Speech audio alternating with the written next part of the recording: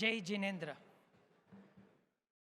Shri Biren Jasani, Chairman Jito Dubai. Shri Sukraj Nahar, Chairman Jito Apex. Shri Vinod Adani, members of the Atrium Group of Companies.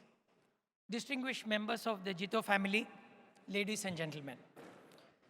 I am glad that I have this opportunity to address some of the most accomplished Indians, not just in this country, but from across the world.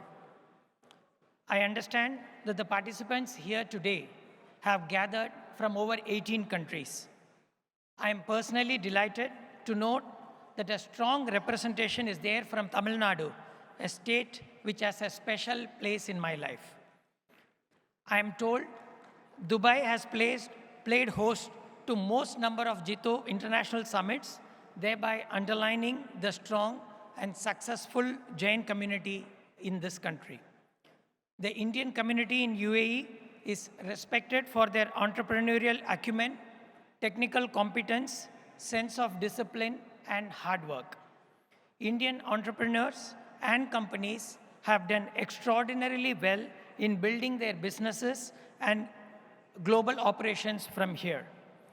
Jain community in Dubai best represents these characteristics. They symbolize the best of what our country can offer.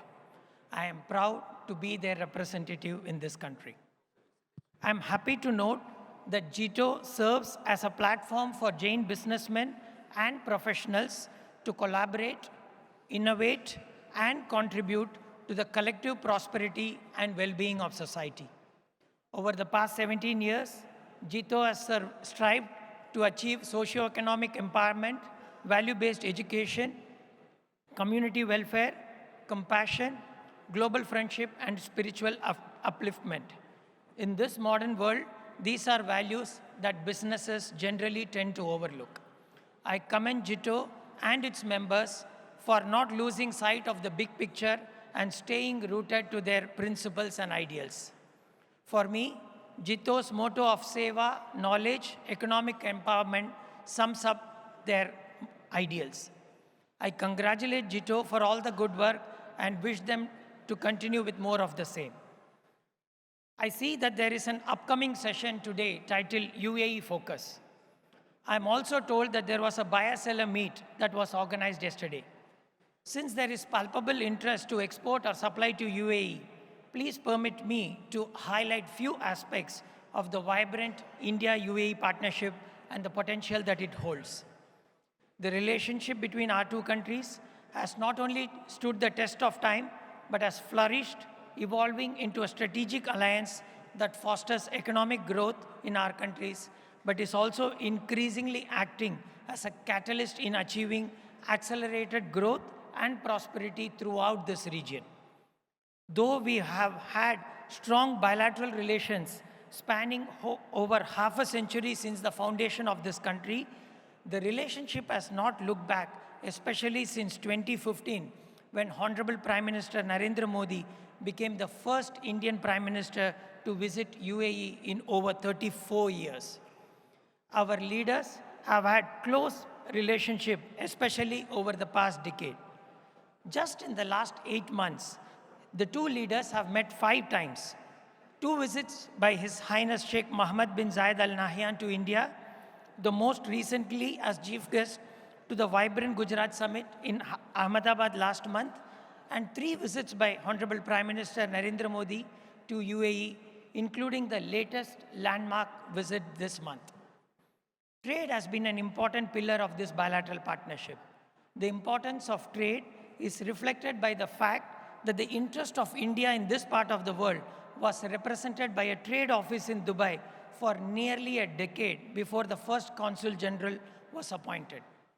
Dubai, especially, has been promising as a gateway for traders and businesses from India for over a century. While the products might have changed, Dubai continues to be attractive as a gateway not just to UAE, but the wider Middle East and African region. Today, the bilateral trade has reached $85 billion on the strength of the Comprehensive Economic Partnership Agreement, which was signed and which came into force in May 2022. CEPA has been one of the biggest wins of the India-UAE bilateral partnership. Negotiated in a mere 88 days, it covers 97% of India-UAE tariff lines, corresponding to 99% of imports from India. Since then, there has been a substantial increase in bilateral trade, and both sides now target $100 billion of non-oil trade by 2030, which should be achieved much earlier considering the trajectory that the trade is seeing. In terms of investment, the UAE was the fourth largest investor in India last year. This has come behind a renewed momentum amongst the UAE sovereign wealth funds to invest directly in India. While the overall UAE FDI in India is around 17 billion US dollars, there is much larger portfolio investment from UAE. UAE sovereign wealth funds are looking at investing in infrastructure like roads, airports, renewable energy, digital infrastructure, affordable housing, and startups. These are all also focus sectors for our government, and many policy and legal changes have been brought in these sectors to increase ease of doing business. UAE funds and businesses are being encouraged to look positively at the myriad investment opportunities that exist in India. While SIPA was a game changer, during the visit of Honorable Prime Minister of India this month, we went one step further and the two sides signed a bilateral investment treaty. This is expected to add further fillip to the efforts of both countries to increase investments both ways. Besides increasing investments in India, the BIT with the UAE is also likely to help in realizing the goal of Atmanirbhar Bharat by encouraging domestic manufacturing, reducing import dependence, and increasing exports. I would like to highlight one major initiative during Honorable Prime Minister's visit this month that would be of huge interest to the participants here. Prime Minister Modi and His Highness Sheikh Mohammed bin Rashid Al Maktoum, the Vice President, Prime Minister and ruler of Dubai, virtually laid the foundation stone of Bharat Mart at Jebel Ali Free Trade Zone in Dubai to be built by DP World. Bharat Mart will propel India-UAE bilateral trade further by leveraging Jebel Ali Port's strategic location and strength in logistics. Bharat Mart has the potential to play an important role in promoting exports of micro, small, and medium sectors in India by providing them an effective platform to reach out to the international buyers from Gulf, Africa, and Eurasia. It is planned to house 1,500 outlets catering to retail and wholesale customers and over 700,000 square feet of warehousing space, providing occupants with combined free zone and onshore benefits.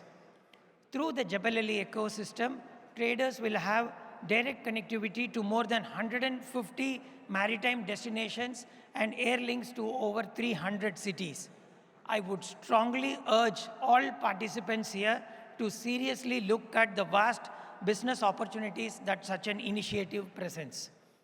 During the Honorable Prime Minister's visit, many more key agreements to facilitate trade were signed.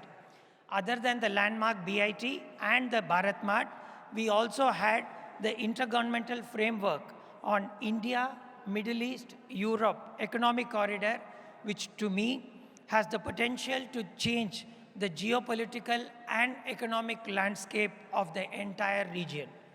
There was an MOU on digital infrastructure projects, an agreement on interlinking instant payment platforms, which is the UPI of India and ANI of UAE, and an agreement on interlinking domestic debit and credit cards, which is the RuPay of India and J1 of UAE, which were signed.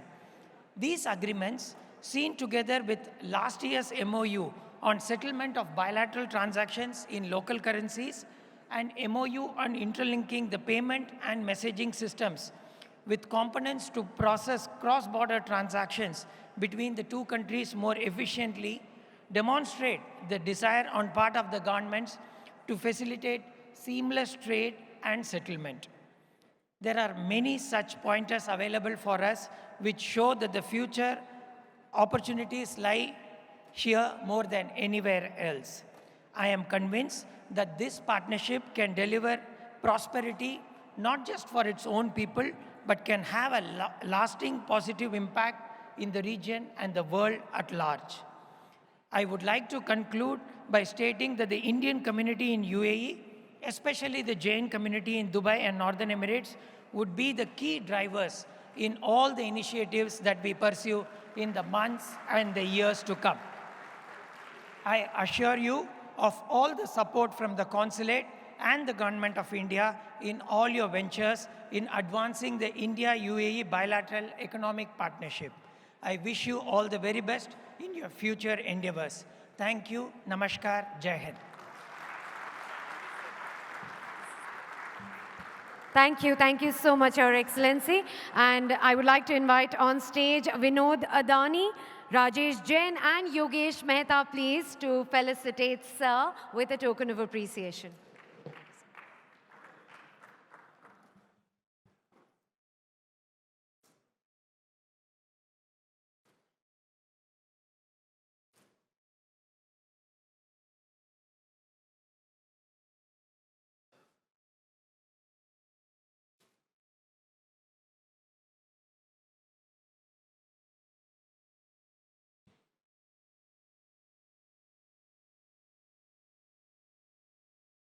Can we have a round of applause?